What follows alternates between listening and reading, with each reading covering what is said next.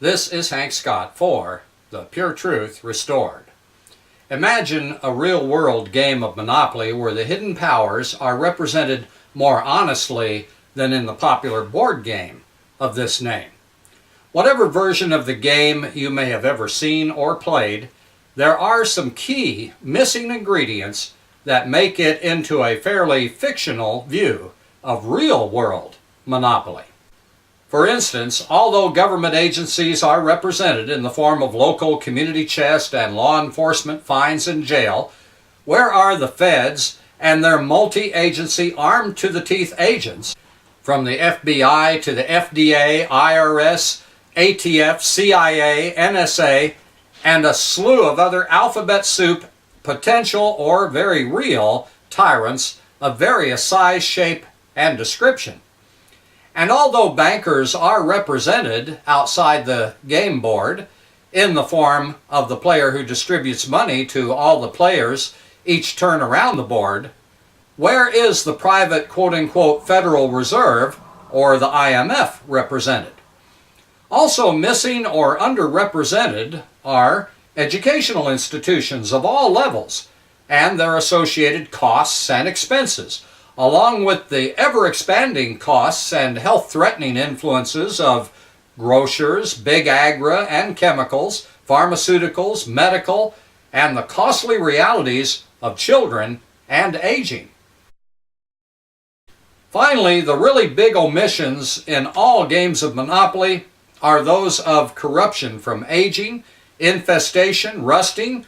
or losses due to theft, along with armies and warfare, and all religious faiths that often instigate, provoke, or justify these destructive and costly endeavors. Let's look at just one real-world example to see how a more realistic game of Monopoly might work.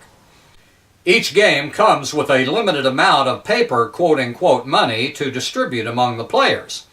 To be more realistic, imagine a game in which the money supply is suddenly doubled, tripled, or quadrupled by combining the supply from several games, whenever and in whatever amount the banker wishes, to represent real-world inflation of the quote-unquote money supply by the quote-unquote Fed.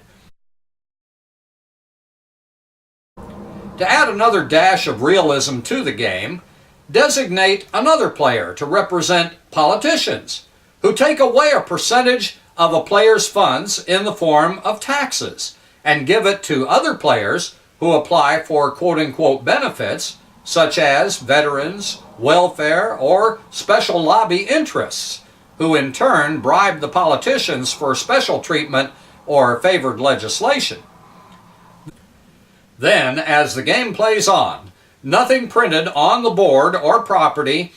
and other cards as costs remains the same because of the extra paper bills circulating amongst the players, so they would need stickers with ever-increasing price tags to place over these to represent the real-world effects of monetary inflation. Of course, the players that will benefit the most from this will be those who are first in line to get special treatment or freebies from the government, which in turn will be in hock to the banker for interest on the quote-unquote loans of monopoly paper quote-unquote money supplied to it by the banker. This will include players with the most quote-unquote money and property, along with those who have no property and very little currency,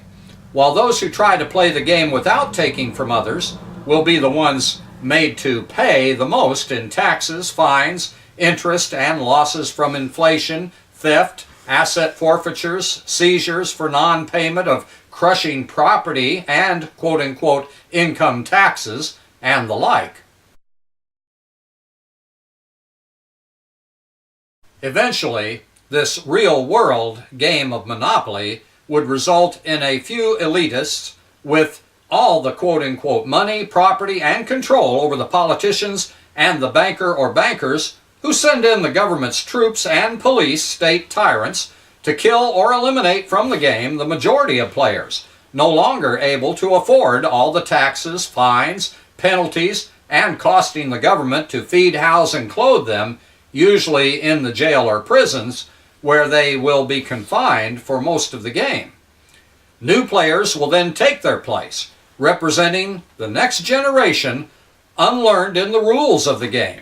most of whom will eventually suffer the same humiliating and eventually fatal consequences of playing real-world Monopoly. In this game of attrition, the actual losers will always be the quote-unquote winners,